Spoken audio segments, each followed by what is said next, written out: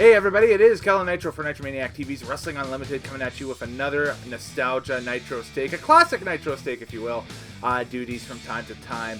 And this one is a special favor for a longtime friend and follower of the channel, Nick Opalewski. He had messaged me about a month or so ago asking me if I could take a look at this event for him. And the event intrigued me so much just because I haven't watched a lot of, well, this promotion in this year that we're having this event in. So, welcome to the Nitro's Take for WCW Superbrawl Free from the Asheville Civic Center in Asheville, North Carolina. The date, February 21st, 1993. And yeah, as I said, I haven't seen a lot of WCW in 1993. I haven't had really, since the advent of the network, an inkling or an ilk to watch any of the stuff basically from that era. And on top of it, when it first aired, we just didn't get WCW up here in Canada. We got Maple Leaf Wrestling, WWF properties, and maybe once in a while the local indie show on cable access. That's about it. There was no real WCW stuff in Western Canada, at least. I can't speak for. There might have been some influence of WCW or something along those lines in Toronto or something. But yeah, this is all basically first run stuff for me that I'm seeing for the first time. This is a very interesting card. Eric Bischoff has just taken power as executive producer for WCW, but this card was built under the Bill Watts regime through January of 1993. So this is the transition era between Bill Watts leaving WCW and Eric Bischoff picking up the ball in WCW. And Eric Bischoff acts as basically the event host, if you will, the guy on the podium during this thing. And we open up the show basically with Eric. Johnny B. Bad introduces Johnny B. Bad out as kind of a special guest, I don't want to say analyst, but kind of a special guest talent on the podium along with Missy Hyatt. Missy Hyatt looking hot as hell in 1993 in a red dress. And she is going to be involved in a pretty comedic little skit here a little bit later on in the card. But let's get to the action and we'll dissect this as we go along. So breaking news off the top of the pay-per-view, Ron Simmons will not be involved in the United States title tournament finals. Of course, this was created by Bill Watts after Rick Rude sustained an injury and couldn't defend the U.S. title. This was the infamous storyline with Rick Rude saying that he'll be back for the World Heavyweight title, just give him time after he lost the U.S. title. I believe that went down at Starrcade in 1992. As part of the Battle Bowl thing, or maybe just thereafter. But yeah, he was U.S. champion and couldn't defend the title in the allotted time period, so using that chestnut. The finals was supposed to be Dustin Rhodes versus Ron Simmons, but Ron Simmons got attacked at Clash of the Champions, so he's out. Simmons would be replaced by the hot newcomer to WCW at the time, Max Payne. Yes, the future Man Mountain Rock in WWF. Actually had a really awesome and decent heel gimmick going for himself at this point in 1993. And so I haven't seen any of the TV leading up to this card or so on and so forth. But I would think that this was a last-minute decision. The way that it sounds like on the network, at least, I'm watching this on the WWE network, is that it seems like it's a very last-minute decision to put Payne in there. So it kind of comes across as a little bit of a, well, lack of a better term, a clusterfuck in my opinion. Excuse the language. But to me, you look at that and it's like, okay, well, Max Payne's going over for the U.S. title. He's got this undefeated streak. He's got a submission hold, the painkiller, kind of an armbar type submission hold that he was using at the time. That is a hot commodity out there and is just this killer submission hold, and he's been built up on television to be this giant heel monster, right? So is that the way it necessarily goes? Well, we'll talk about that later on in the card, because they build it up as if this is going to be the first match on the card, but it isn't. So, like I said earlier, Johnny B. Bad joins Missy and Eric on the podium and runs down the card, and then we go right to Tony Schiavone and Jesse Ventura They will have the play-by-play call for the entire pay-per-view, and they explain the main event, which is the infamous White Castle of Fear. Yes, this is the pay-per-view with the infamous White Castle of Fear match between Vader and Sting. This is a non-title affair. This is basically a no-holds-barred strap match, in which the winner has to drag the opponent to all four corners of the ring, touch all four corners, and they will win the strap match. So I'm trying to remember my Wrestle Crap sequencing here and that stuff, but it definitely is one of the mini movies that they shot during 1992 and 1993 to hype main event matches and that stuff. Of course, you remember back at Beach Blast, can't remember again if that's 92 or 93, the Masters of the Powerbomb, Sid and Vader, walking on the beach and blowing up the boat with Sting and Davey Boy on it, and Sting and Davey Boy basically saving a bunch of kids. I guess it would be after this, because this is also Davey Boy Smith's WCW debut pay-per-view, so we'll get to that as it carries on down through the card. But yes, the Wrestle Crap video vignettes plenty were flying here, and what they do is they show the initial White Castle of Fear video, but they split it up into 5 kind of 1-minute chunks and kind of flash those in between matches. It kind of gives you the feeling of playing like a FMV on an old video game system, or like on a PlayStation or something like that back in the mid-90s. It kind of comes in at certain times, and it's like, okay, it's time for the next level of, well, WCW-ness. Enjoy. So to start the show off, and this was a head scratcher to me, is Max Payne walks out with his guitar, Norma Jean, and starts playing the national anthem to a huge reaction, like a monster babyface pop at the end of this thing. And I'm like, this guy's supposed to be the hot young heel on the roster. This is the equivalent of your MJF or your thinking nowadays who the hot young heels would be on any WWE side, like a Johnny Gargano perhaps or something. But that's the thing, is that this guy is supposed to be your killer mid-card heel that you're positioning for the upper card, and yet he's coming out to a babyface pop in the first segment of the show. This bodes very well for his future, it sounds like, and the future of the company as a whole. WCW, everybody. And we go into the opening contest, which they weren't basically advertised as such, but it's the Hollywood Blondes. But they come out as Flying Brian and Stunning Steve. Versus the team of the rookies, basically. Marcus Alexander Bagwell, this Marcus Bagwell here, and Eric Watts. So this was Buff before he became the Stuff, and Eric Watts. I'm going to pose a question to you guys. Unfairly labeled as a bust, or rightfully deserved? Yes, he was terrible at certain points in his WCW run. But if you put him in the ring with the right guys, they could get a match out of him, and he could work.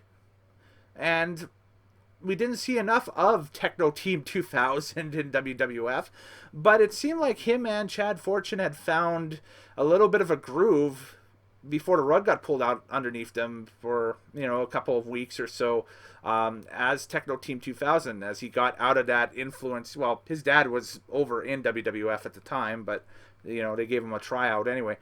So is he unfairly labeled as a bust, or are we fair to say that? Just say. So this match runs 16 minutes and 34 seconds.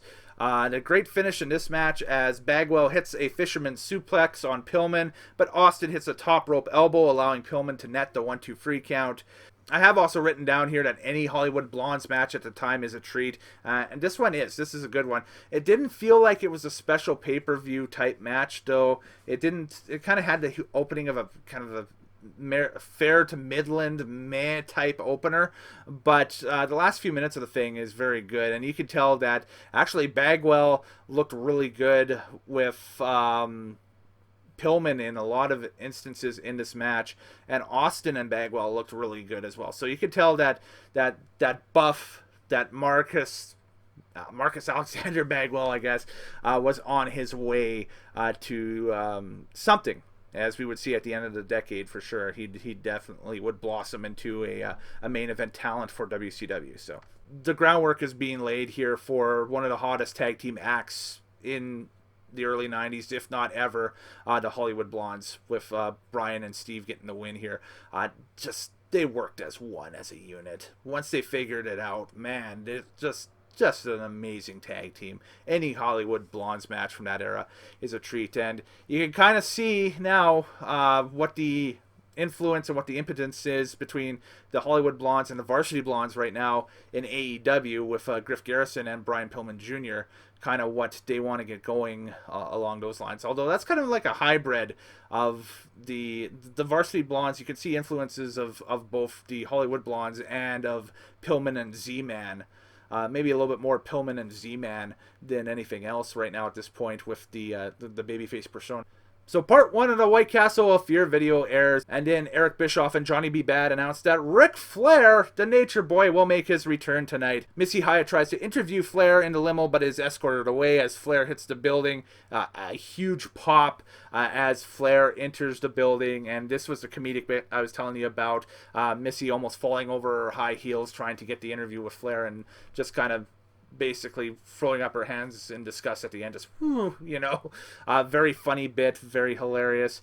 But this was a huge get for WCW. This was not even 6 weeks after the infamous WWF Raw match between Mr. Perfect and Nature Boy Ric Flair, which was Loser Leaves Town. So that was the blow off of the partnership between Flair and Perfect, and Flair had left WWF to go back to WCW to be, I think, closer to home, have an easier schedule, make more money, you name it, all of the signs of success, if you will.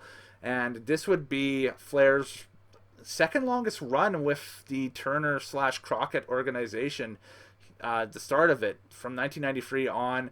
A little bit of a pause during the 97-98 debacle contract thing between him and Bischoff, but he would stay there basically till the end of the company in 2001. So, and be heavily used a lot of the times, about 75% of the time, in the upper main event scene, if not the upper mid-card scene.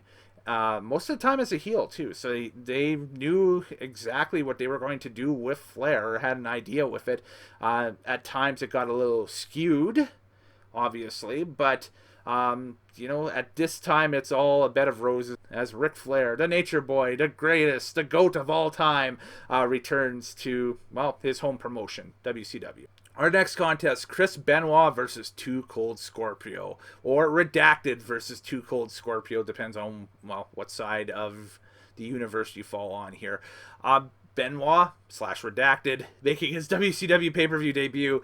These two would meet a couple of years later at the infamous Collision in Korea card. So rewinding back a little bit, Benoit made his WCW debut the July prior, as part of the NWA Tag Team Title Tournament, tagging with Jushin Thunder Liger, of all people, and had made his return to WCW just a little less than a month earlier at the Clash of the Champions that they held in January on TBS. So he's back into the promotion. Too Cold Scorpio had been part of WCW for all that time. Has a track on the infamous WCW Slam Jam album, which is one of the best entrance themes of all time. It's up there. It's probably one of the best 2 or 3 tracks off of that album.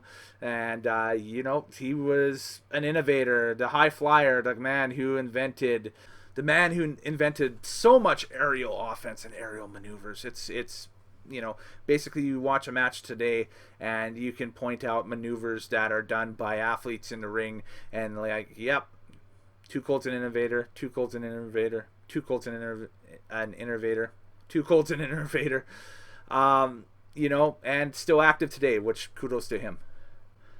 So this match runs 1959 because it has one of the greatest finishes of all time I've ever seen. This was actually a great match. I find it better than the Collision in Korea match just because this is in front of an audience that knows what professional wrestling is and is, they have opted to be there, and it's not a mandatory attendance, unlike the Collision in Korea match. So, but the finish for this thing, there's a top rope leg drop by Benoit, only nets a 2 count, but then right after, a small package right when time was running out in the time limit, the clock is at 56, 57, 58, and Scorpio nets a last second 1-2 free count at 19:59 on a 20-minute time limit, and the house goes nuts. It brings the house down. This should have been your opener. They should have flip-flopped the order of these matches. I would have put Benoit and Scorpio out first, and then put Watts, Bagwell versus the Blondes right after. Nothing against the Blondes or anything like that, but this match was phenomenal. Such a stellar match. Probably my favorite match off of this card, actually, from front to back. Just a great story told by both athletes here. They had a chemistry. They worked together not only in WCW, but matches in New Japan, matches in ECW as well. So, it's a thing. Eric Bischoff interviews Max Payne, the aforementioned Max Payne. Great promo. Didn't really watch much Max Payne stuff, but the character had legs. Got him confused earlier with Hack Myers, who was a wrestler, shortly after in ECW that had kind of a tough man persona out of the Florida indies and that stuff. But this guy, Max Payne, completely different. Max Payne, of course, is Daryl Peterson, who was not only a professional wrestler but a musician as well, so that's why he obviously played guitar. That stuff was involved in a lot of bands and that stuff, not only in North America but in Japan as well, where he sold a bunch of albums and everything, and has probably an interesting career arc as well. If you watch WrestleMania 2, the blue steel cage that is erected for King Kong Bundy versus Hulk Hogan in Los Angeles, one of the guys on the ring crew is Daryl Peterson, a.k.a. the future Max Payne Man Mountain Rock. This is right before he started training, and he heads right over in the fall of 86, early 87 to New Japan right after. So, he has his chops. Wrestled in New Japan, wrestled in Memphis, and then Bill Watts brought him in because he was impressed by Peterson's, Max Payne, you name it, his amateur credentials, and this is how he got his start. So, and this is Max Payne's first pay-per-view match, and he played taps on the guitar before challenging Dustin Rhodes for the WCW United States Heavyweight Championship, substituting for the injured Ron Simmons. But again, they tease that match. They make you think it's coming up next. It's not next. What we got is a WCW pay-per-view debut. The British Bulldog, Davey Boy Smith, takes on Wild Bill Irwin. And this is Davey Boy's WCW pay-per-view debut. This was Davey Boy coming off of the 2-month Intercontinental title run in the WWF. The great match at Wembley Stadium with Bret Hitman Hart. And, of course, losing the title to Shawn Michaels. He eventually was dumped from the WWF at the same time as Ultimate Warrior due to allegedly receiving human growth hormone shipments from a pharmacy in England. This is Davey Boy resurfacing on a national scale with another national promotion, the other national promotion at the time, WCW. So this again is a huge signing for WCW, as I had mentioned, because you're signing a wrestler coming off of the hottest year of his career. Davey Boy was over big time. And if you're heading over to England, like they said that they were at the end of this pay-per-view, that immediately after this pay-per-view, WCW would be heading over for, its European tour in England and Germany and wherever else. Denmark, you name it. Shout out to everybody in England and Germany watching this video. Guten Tag. And you're going to load it up with a huge baby face if, say, your main baby face Sting needs a few nights off or whatever. So you're going to need somebody to feed to Vader or, go over on Vader via disqualification or count out on a few of these things. So, Davey Boy, perfect fit for them at this time. A good move. Hell, I would have done it. Match starts, and Irwin looks to have pulled his groin running the ropes earlier on. He was moving very gingerly on that left leg, so and he works very gingerly for the rest of the match. A good back and forth, though. Irwin goes for a big crossbody, but Davey catches him for the Oklahoma Stampede for the 1-2 free count and the victory in his debut. The runtime for this one, 5 minutes, 49 seconds. And gets a huge pop from the Asheville, North Carolina crowd. We then cut to the second part of the White Castle Fear video, and then Tony has Davey Boy Smith for a promo. And he basically, it's a weird promo because he basically challenges the winner of Vader and Sting for the WCW World Heavyweight Championship, but he specifically wants Vader. So if Sting would have won the title sometime before the two would have met, does that mean Sting and Davey Boy would have went head-to-head?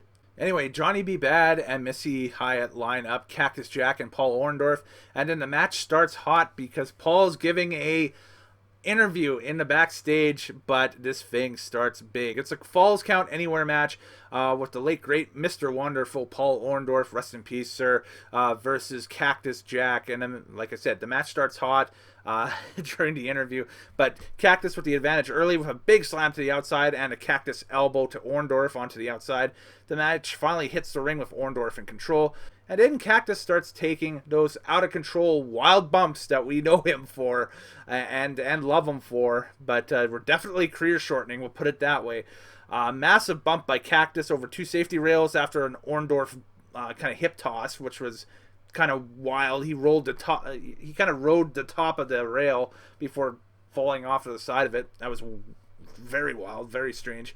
And then shortly thereafter, Orndorff then nets a couple of bumps on Cactus using a suplex onto the rail. So he ends up suplexing Cactus Jack onto the rail, and Jack lands and just kind of flops over to the side. Ouch. Dude's back was probably killing him by the end of that contest. Just unreal stuff. And then the injury exploitation here as Orndorff rips off Cactus's knee brace from the January 15th encounter between the two. They had an encounter on January 15th on WCW TV where Orndorff ended up injuring Cactus's knee, and so Cactus was wearing a knee brace throughout this contest. Well, that slowly gets ripped off, and then Orndorff starts to use it as a weapon throughout this thing. Man. But Cactus fights back, and as Orndorff calls for the pile driver, his finish, Cactus smokes Paul Orndorff with a shovel that Cactus had brought down to ringside for the 1-2 free count. The runtime for this thing is 12 minutes and 17 seconds. Again, some oh my god bumps in this match via Cactus, of course, but it's a fun encounter. Yeah, you know, it starts hot and ends hot. The energy level in this thing is about 85 to 95% up there throughout the entire match. Fun watch, great high-paced match, but yeah, your typical Cactus Jack encounter for the time. By the way, Orndorff looks great in this match. Like, you know, you can't ask for anything more out of the guy. He looked superb out of this one. The next contest was the Smoky Mountain Showcase match. Yes, the ill-fated, short-lived partnership between Smoky Mountain Wrestling and WCW with the one match. And this is the one match that you see on the WCW pay-per-view in WCW pay-per-view history involving Smoky Mountain Wrestling wrestlers, because they're in Asheville, North Carolina. That was a town that Smoky Mountain would run as part of their territory anyway. And it is the Heavenly Bodies, the newly formed Heavenly Bodies, with beautiful Bobby Eaton in their corner, and of course Jim Cornette. This is the Stan Lane, Dr. Tom Pritchard Heavenly Bodies lineup. Of course, we would see Jimmy Del Rey, aka Jimmy Backlund, join the Heavenly Bodies when the Bodies made the jump over later in the year to WWF, as Smoky Mountain Wrestling would partner with the WWF at that time, when Stan Lane retired, shall we say, from the squared circle and became an announcer for the WWF. And yeah, so this again was the first match and the only match in a ill-fated partnership between Smoky Mountain Wrestling and WCW. Bill Watts was the catalyst between this. He wanted to use Smoky Mountain Wrestling as a developmental territory, basically. Once he left, Bischoff scrapped it, and Smoky Mountain Wrestling went to work with the WWF, who guess what? Used it as a developmental territory like they did with Memphis at the time. Once he left, Bischoff scrapped it, and Smoky Mountain Wrestling went to work with, well, the WWF, who, guess what, used it as a developmental territory at the time, because Bill Watts was part of the front office of the WWF. So the idea does live on in some form, but just elsewhere, which all great ideas do. Huge bop for the Rock and Roll Express in Asheville. The referees bounced beautiful Bobby before the bell. The Rock and Roll Express double teams just way too much for the Heavenly Bodies early on. And of course, the Rock and Roll Express are masters of the double team at this point in their career. Great crisscross gag with Lane, Cornette, and Morton, but the heels use Cornette as an advantage to gain the advantage a little bit later on in the match. Again, another play out of Cornette's playbook. A double DDT by Morton, though, allows Ricky to make the hot tag. And the match breaks down as Gibson goes over the top rope. So that should have been a disqualification because don't forget, WCW at the time still had the if you get tossed over the top rope rule, you are disqualified. Your opponent is disqualified, I should say, during this match. And the ref didn't see it. So Morton has Pritchard covered, but Eaton runs out to break it up. But in the ensuing schmoz, Pritchard gets pinned by Morton after Gibson basically runs off both Eaton and Lane. So it was an excellent showcase of what Smoky Mountain Wrestling was at the time. And of course, we get more of that with the Smoky Mountain Wrestling WWF partnership a little bit later on in the year. But runtime 12 minutes, 52 seconds. And there you go. A rare piece of history. WCW and Smoky Mountain Wrestling working together on a pay-per-view card. We then see part 3 of the White Castle of Fear video, and we go into the aforementioned, heavily hyped, you'd think it was the main event, but it isn't, WCW US title match between Max Payne and Dustin Rhodes, who is the champion here walking in. So I guess they had the tournament, and Rhodes had ended up winning the tournament as the new US champion. Was supposed to take on Ron Simmons. Simmons got hurt, so here we are. And it's Max Payne, the hot newcomer, taking on Dustin Rhodes. Rhodes working on Payne's arm a lot early on in the match to negate Max Payne's painkiller armbar submission. Lots of amateur technical stuff as Payne keeps going for the painkiller submission. Lots of amateur technical stuff early on as Payne keeps going for the painkiller submission, but Rhodes keeps fighting out of it. Payne eventually gets upset at Rhodes and tosses him over the top. This one, for all of the hype, extremely underwhelming. It was. The runtime for it was only 11 minutes and 28 seconds, and I barely think that both guys got out of blocks in this one, and it was fairly it's not the best Dustin Rhodes match. It's, for Max Payne, he would have a better feud with Cactus Jack a little bit later on in the year into 1993. And, of course, they had that great match at Beach Blast in 1993 as well. So this was not the best showcase for Max Payne as well. But, you get a non-decision out of it. You can continue on with Max Payne's, I guess, he hasn't been beaten streak. It's not really an undefeated streak, but ergo, there you go. And Dustin Rhodes is still the champion there. So get out of that one. Don't forget management is changing during this time in WCW. So whatever Bill had drawn up for this thing is obviously off the board now at this point. Another bit of the White Castle of Fear video. Again, like I said, they kind of shoot these in between matches as if you're entering different levels of a video game almost. You get the crappy FMV sequence and then back into the play action. And then Nature Boy Ric Flair is introduced. He has returned after, like I said, dropping the Loser Leaves WWF match on Monday Night Raw back in January to Mr. Perfect. And he will be sitting ringside for the NWA title match upcoming. And that match is next. The challenger, Barry Windham, versus the Great Muta, who is the champion. Flair, Ventura, and Tony on commentary. This is a rematch of the Battle Bowl finale from Starrcade 1992. In which Great Muta ends up winning the Battle Bowl ring at the end of Starrcade, that pay-per-view, a couple months earlier. So there we go. Muta with a 1 count early on off of the patented spin kick that he uses in matches and so on. Windham hits a big belly-to-back suplex on Muta onto the outside a little bit later on in the match. And I thought Flair, Ventura, and Chevalier on commentary in this match were actually really, really good.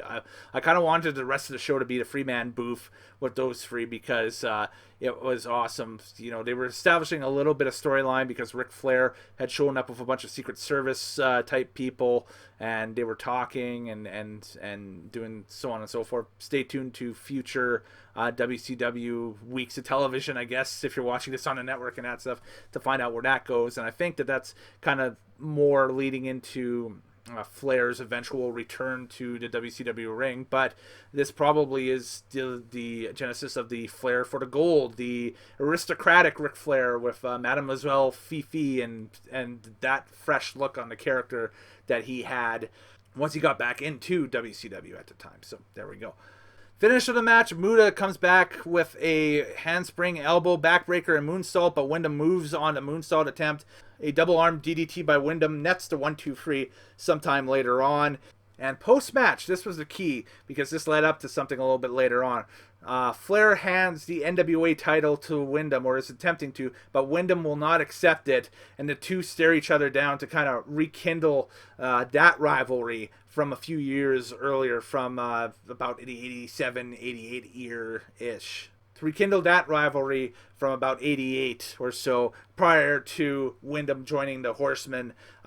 He had Wyndham and Flair kind of button heads in main events all across the country, and so a huge pop from the Asheville Civic Center crowd for that, because it's like, okay, Flair's going for the NWA belt. This makes perfect sense at the time, right? So the final White Castle Fear vignette plays. Thank God it's over.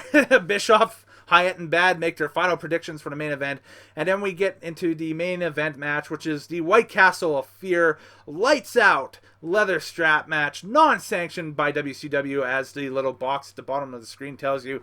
Vader with Harley Race versus Sting. Again, non-title contest. Strap match rules apply here. First to drag the opponent to each corner of the ring and touch the turnbuckles wins the thing. And then we got Vader taking it to Sting early, but Sting nails some low blows and evens the odds. And then he goes a whipping. Race gets whipped on the outside. A tug of war on the outside, and Vader loses and hits the post. Sting's early attempt only nets a 2 count as Vader sends Sting into the rail at ringside. There's a big Vader bomb. Vader nets 2 as Sting fights off the attempt. Vader bomb later in the match attempt, but Sting evades. Vader fights back, though, and nets 3 out of 4 pulls as Sting fights back. Sting would do this gimmick where he'd kind of just grapevine the ropes, and that would stop the progress. Very smart, at least. Huge belly to back by Sting into a DDT. Sting busted open as Vader's foot hits the ref. Sting hits 1, 2, 3, but can't hit that 4th pull, but trips over the fallen ref. The ref wouldn't have been able to count it anyway. Vader hits a splash, and he drags Sting around for all 4 corners and a win. Vader is bleeding from the earlobe, so at some point towards the end of this match, Vader takes either a strap or a knee or something like that to the face or the head, and his ear is just gashed open. Like, it is just, it's very ugly, very bloody at that point. What should have been probably the interview, Bischoff interviewing Vader at the end, gets quickly substituted with Barry Windham, and Windham says there isn't a championship that is safe in WCW. Tony and Jesse wrap things off at ringside, and we're off into black at 2 hours, 50 minutes, and 30 seconds. This was one of the first shows with Bischoff as the EV, or not even EVP, the EP, the executive producer. But this was the end of a lot of Bill Watts' storyline plans. WCW would go through right after this, a massive facelift as the year would continue to go on, and, look nothing like it did in 1992 by the end of 1993. And in 1994, the Red and Yellow Man, the Hulkster, Hulk Hogan would show up and, kind of rekindle it. And again, Hogan and Flair, Bash at the Beach, 1994, is such a huge card for WCW. It's such a turning point. The biggest pay-per-view number they've ever done, biggest live house they ever did up until that point, you name it. Kind of showing that, hey, Vince, there's might be some competition here on the horizon, and boy, was it. So Again, 2 hours, 50 minutes, 30 seconds. The run times for the final 2 matches here. Barry Windham defeating the Great Muta with Hiro Matsuda in Muta's corner too. Forgot to mention that. That was a nice little touch. 24 minutes and 10 seconds. And in the main event, the White Castle of Fear strap match. Big Van Vader defeating Sting. 20 minutes and 54 seconds. That's it. My out of 10 rating for this thing, I'm going to give it a 7 out of 10. It's a great example of what WCW looked like before Bischoff took over.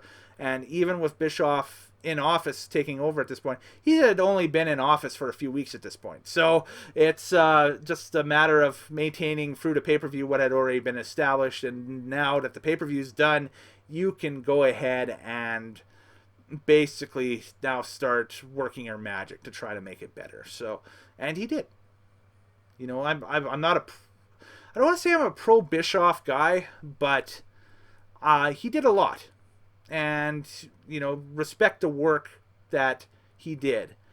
And I dig Eric, I dig his vibe, I dig the podcast, I dig 83 Weeks, you name it. I think that this was,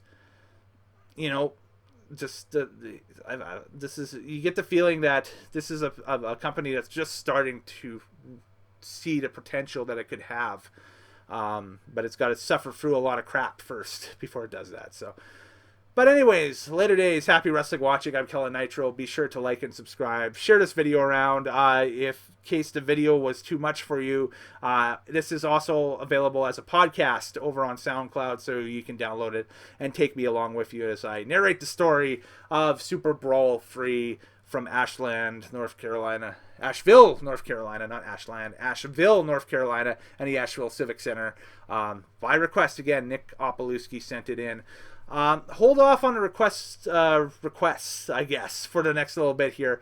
I'm going to be developing a way where you guys can request content for Nitromaniac TV's Wrestling Unlimited in the coming weeks and months here. So just hold off on the requests for a little bit.